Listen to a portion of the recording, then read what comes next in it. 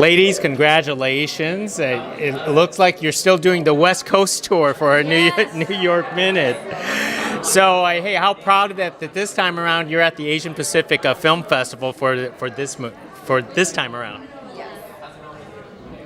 We're super proud that we're Feel here. home. Yeah, Yes. feel to be home. Yeah, really excited, and this is also the first time for me to come to this film festival. Yeah, to see all the Asian filmmakers. It's And really Asian great. stories. Yeah. Yeah, to see other Asian artists' work is my goal to Yeah. be here. Yeah, Really. that's really nice. I mean, this is a support system for our platform. You know, it was great to be at different festivals to see different people's reaction towards the film.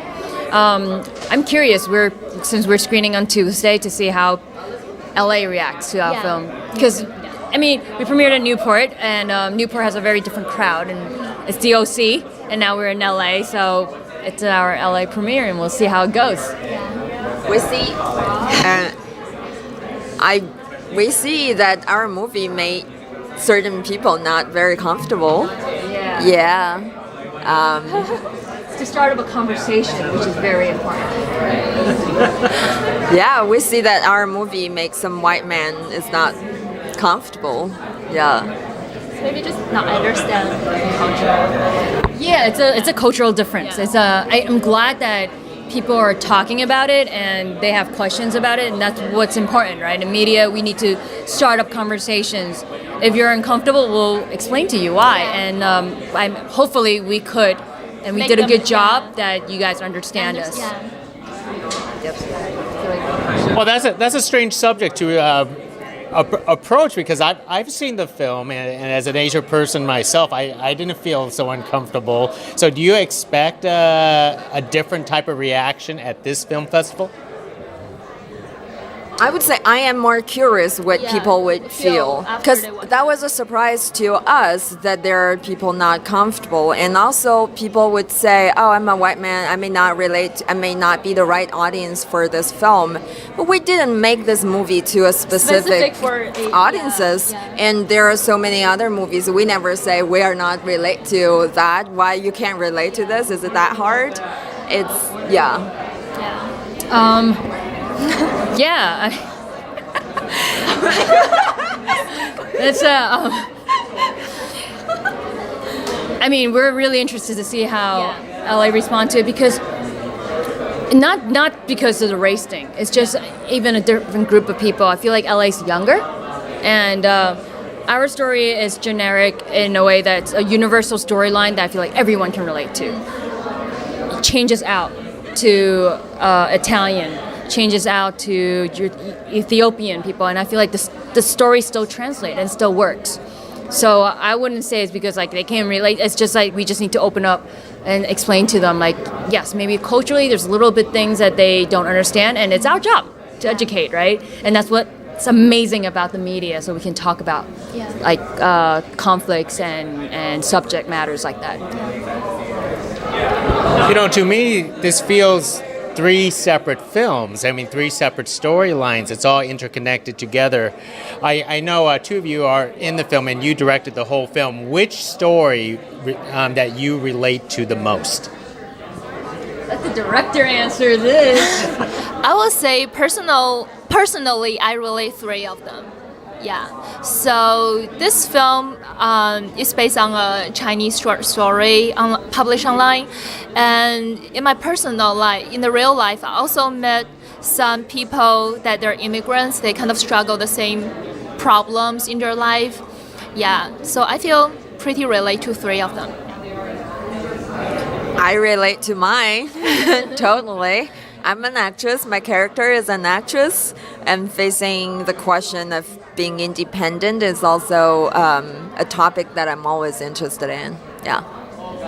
About relatability, I think I relate to all three stories because it's not about their occupation or anything. It's their internal struggle and them trying to find themselves. Like, I'm sure we have friends around us.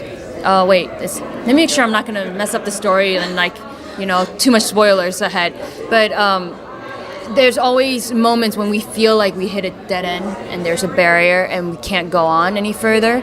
And I think this movie is telling us that, hey, there's ways to move forward.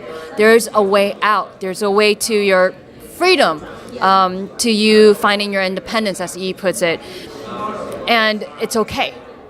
And I'm hoping that the audience will watch it and be like, I can relate to this. Because it's not just, oh, because she's an actress, I'm relating to us as an actress. It's because her struggle as an actress and her personal life, I can relate to that. I can see that as a struggle within. Amy's character, like, yes, she's a food editor. And we have, I'm sure there's so many bloggers out there, there's a ton of food editors that we're friends with. But it's not that. It's about her emotions that we're tapping into. Mine storyline, I mean, I'm sure we all have immigrant friends, and we all have friends that have step parents. And that conflict when you have at home, who loves who more? How can I find my way?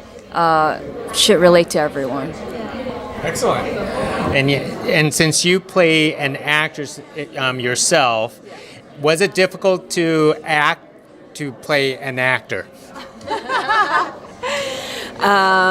No, I don't think it's too challenging to play a real actress. To play an actress as a real actress, I think the challenging is still finding the struggle, like within the character, put myself in her shoes.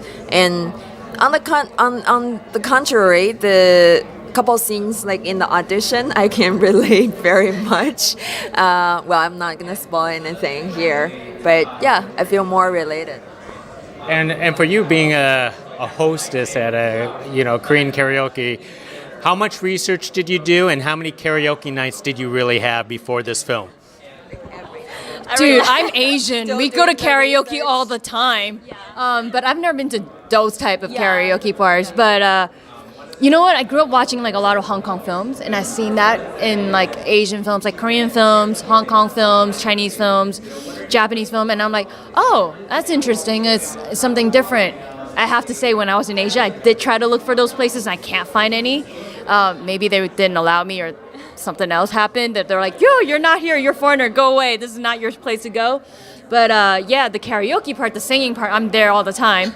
The human, it's just I don't even really find it as like, oh, it's a KDV girl, that the type of occupation is when you feel like you're stuck somewhere just for the money. Like you could be stuck at working at a fast food joint, and it's because you need the money to survive day to day, and you're trying to save enough to move on. Excellent. And now to wrap this up, can you talk about future projects you may actually have after a New York Minute? Who wants to start? I probably gonna produce for my fiance, who's also the producer for the In the New York Minute. Probably gonna switch her role, so hope I can do as great as he can. Yeah. Coming up, I have a show on Netflix coming out called Wu Assassin. So guys, check it out. It's coming out summer. And I also just finished a recurring on another show, season 2 of a show called Lodge 49 on AMC. So I just did a web series, and I hope it's coming out soon. Yeah. Excellent. Hey, congratulations. I checked out the movie. Thank you. And thank you for speaking to me back-to-back film festivals. Yes. Thank you. Do that. Thank you. Thank you. All right.